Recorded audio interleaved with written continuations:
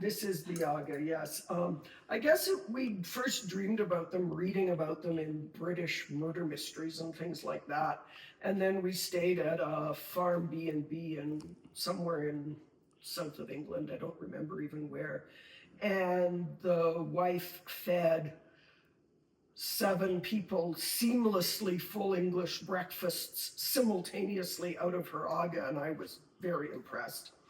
And so we had wanted one from then, and it was just a question of they're not the most practical things. You really need to build a kitchen around them. You can't just sort of bring one into an existing kitchen with any ease. So when we rebuilt our former house, we rebuilt it to hold the AGA because they weigh 3/4 of a ton of cast iron. Wow. And so they need a reinforced floor, and because they're always on, they also need a fire retardant wall behind them.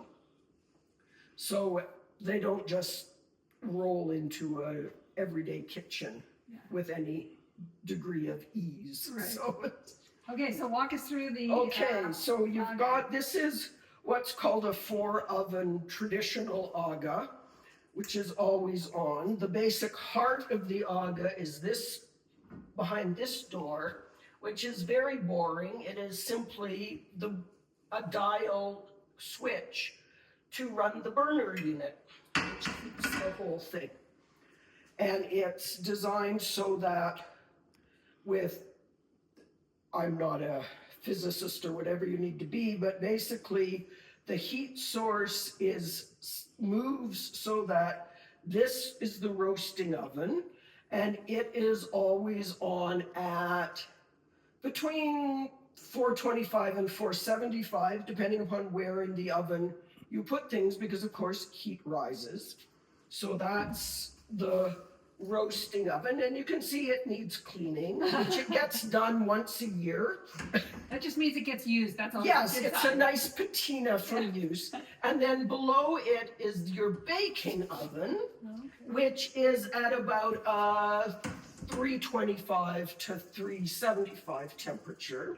And so I'm already catching on that you have to have pans that fit in these ovens, right? Some traditional cookie sheet wouldn't fit in that oven. Well, it depends on how big your cookie sheets are, but you see, one of the things that's wonderful is that you have AGA-specific sheet pans, which sort of look like, this is a half-size one. They just slide right in. Okay. You can use a traditional cookie sheet by using the rack that's there and just putting it in like that. But, you know, that's the AGA specific, the sheet pans and roasting pans are wonderful. Anyway, so this is your roasting, baking, then you have your simmering oven here, which is at about 225, 250 temperature all the time. And then you have your warming oven, which is at about 150. The warming oven we use every day because we make overnight steel cut oats, which are wonderful. You bring them just to the boil before you go to bed, bung the pot into the warming oven, and you get up in the morning and you have cooked steel cut oats for breakfast. Nice. So that's an ideal. Yeah. The simmering oven we use a ton as well because you use it for a lot of things that on a conventional stove you would just simmer on top of the stove, like root vegetables, rice, things like that. You cook in the simmering oven here. The other thing that the simmering oven is divine for is making lemon curd. Oh, okay, I like that. Because lemon curd on a conventional stove is painful. You have to stand and stir forever. In the AGA, in the simmering oven, you use a 4-cup Pyrex measuring cup. Oh, okay. And you put the butter and the sugar in, and you leave it in the simmering oven for half an hour, the butter will have melted, the sugar will have dissolved. Then you bring it out, then you stir in all your eggs and your lemon juice, and you bung it back in the oven for, I haven't made it for a while, for about an hour. And it just sits there. And then you bring it out and you stir in your lemon zest and you have lemon curd. Wow, okay. So there's a number of things with the AGA that take longer to cook, but don't take the attention to cook, which is nice. Anyway, I should tell you about the rest of it. Yeah. This is the warming plate, which gets called a parking lot. Okay. Because you know, if things are done a little ahead of time, you can just sit them here to keep warm. You can melt chocolate, melt butter just sitting on it. Also is wonderful for drying cast iron frying pans that might otherwise rust. Any of your dishes that might rust dry there. And then you have 2 cooking plates that have these insulated covers over them. This one is the boiling plate. Looks hot. Which is very hot. It's like 700 degrees Fahrenheit. Okay. So if you've got an AGA, you have a kettle like this because you can boil water faster on this than you can in any electric kettle. And then you have your simmering plate, which again has this nice patina of cooking on it. Use. Good.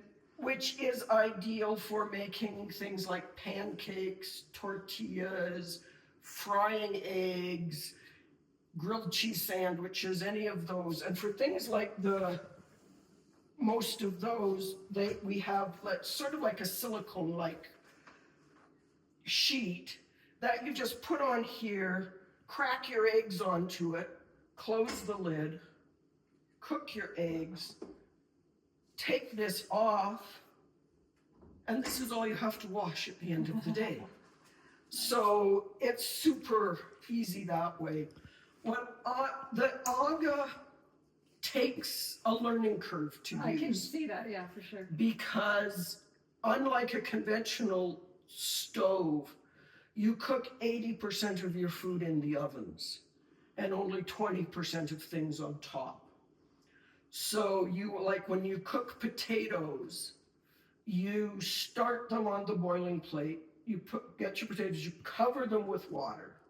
So not just like a little bit of water, but cover them with water, bring it to the boil, and then simmer it, move it to the simmering oven, simmer it for 5 minutes, then you drain all the water off, and then you put it in the simmering oven for half an hour, and you have potatoes all beautifully cooked.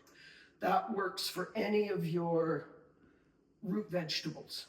So you have been cooking on your AGA and your previous one for like more than 20 years? Yeah, for about bit over 20 years at this point. And it really helped at the beginning. We were living in Toronto at the time, that at that point there was an AGA shop in Toronto where they did food demos. Oh, okay. Because I could understand making lots of things on the AGA. The one thing that was a sticking point for us initially was we really like a good steak. And we thought, well, how do you cook a steak in an AGA? Yeah. Or do anything that, like needs a broiler. Yeah. And one of the cooking classes, one of the cooking demos that they had at the AGA shop did lamb chops. Beautiful little like loin chops. They were the best lamb chops I'd ever had in my life. Because what you do is you use the floor of the roasting oven is the hottest place, other than it's not quite as hot as the boiling plate, but it's like 500, 550 degrees. So it's really hot. You put your cast iron grill pan onto the floor of the roasting oven, leave it there for like 20 minutes, half an hour till it's really hot. Then you pull it out, put it onto your boiling plate, slap your steak or your lamb chops into it, put it back on the floor of your roasting oven, get them half cooked, pull them out, flip them over, put them back in, and you have immaculately seared meat. And what's really, really nice is all the mess is inside here.